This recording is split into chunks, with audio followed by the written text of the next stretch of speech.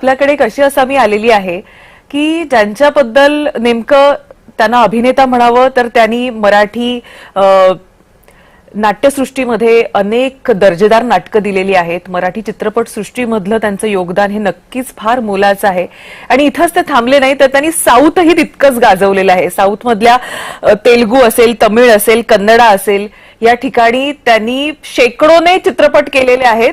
आणि आपण साऊथचंच म्हणतोय तर भोजपुरीमध्ये देखील त्यांनी चित्रपट केले आहेत, वेब सिरीज केलेल्या आहेत. मल्याळम, तेलुगू, तमिळ ह्या भाषांवर त्यांचं असलेलं प्रभुत्व आणि ह्याही सगळ्यांच्या परे त्यांचं असलेलं पर्यावरणावर प्रेम खरं तर एक चालतं बोलतं विद्यापीठच आपल्यासोबत आज आलेलं आहे. आपल्यासोबत सयाजी शिंदे आहेत. खूप खूप स्वागत आपलं जय महाराष्ट्रमध्ये. धन्यवाद धन्यवाद. जय महाराष्ट्र. सयाजी शिंदे, मला असा प्रश्न पडलाय की खरं तर सुरुवात करायची कुठून, कारण इतकं काम तुम्ही केलेलं आहे. मग ते रंगभूमीवर तुमचं काम आहे, चित्रपट सृष्टीमध्ये तुमचं काम आहे, मराठीत तर आहेच आहे, पॅन इंडिया असं म्हणायला हरकत नाही, कारण अगदी साऊथ पासून ते नॉर्थ पर्यंत अशा पद्धतीनं तुमचं काम चाललंय. वेब सिरीज मध्ये सुद्धा तुमचं काम चालू आहे. म्हणजे सगळीकडे तुम्ही आहात आणि हे करत असताना तुमचं मन हे रमतं ते झाडा वनामध्ये कसं काय खरंच हे सगळं तुम्ही जुळवून आणता आणि हे पेलता, हा खरा माझ्यासमोर प्रश्न पडलेला आहे.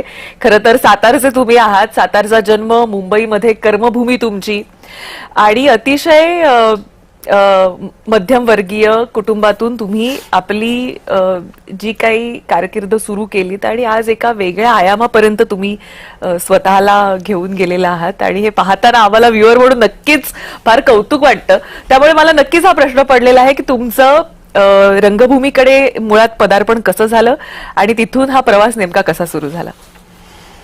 माझं मूळ गाव खेडेगाव आहे, वेळेकामठी, सातारा जिल्ह्यातलं, जिथे 81 साली लाईट आली. 59 सालचा माझा जन्म, म्हणजे 81 सालापर्यंत लाईट काय माहीतच नव्हतं. आणि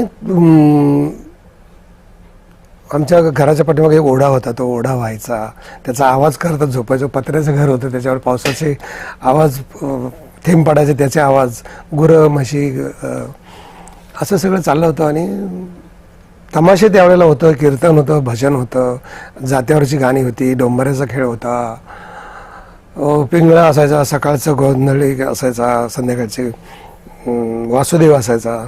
तर ह्या गोष्टी नेहमी आकर्षित करत राहायच्या. आणि गावची जत्रा असायची, त्यात नाटक असायचं. अशातनं कधीतरी शाळा 7वीपर्यंतच होती, म्हणून मग मावशीकडे होळला शाळेला गेलो. मग तिकडे मावशीनं शाळेला ठेवलं. मग तिनं 8वी नंतर 10वीला बहिणीकडे पाठवलं. त्यानंतर मी D.Ed कॉलेज सातारला येऊन केलं. मग आमची धरणात जमीन गेली. मग मी प्रोजेक्ट अफेक्टेड झालो. मग मला वॉचमनचं काम मिळालं. मग मी इरिगेशन डिपार्टमेंटमध्ये 3 वर्ष वॉचमन केलं काम. तेव्हा मी कॉलेज पण केलं. या काळात कुठेतरी नाटकाची आवड सुरू झाली. सुनील कुलकर्णी आयुष्यात भेटले आणि स्तानिस्लावस्कीची पुस्तकं हातात मिळाली आणि मग काय दिशा असायला पाहिजे हे कळालं. आणि मग मुंबईला आलो आणि मग सुरू झाला असं प्रवास आहे तो सगळा.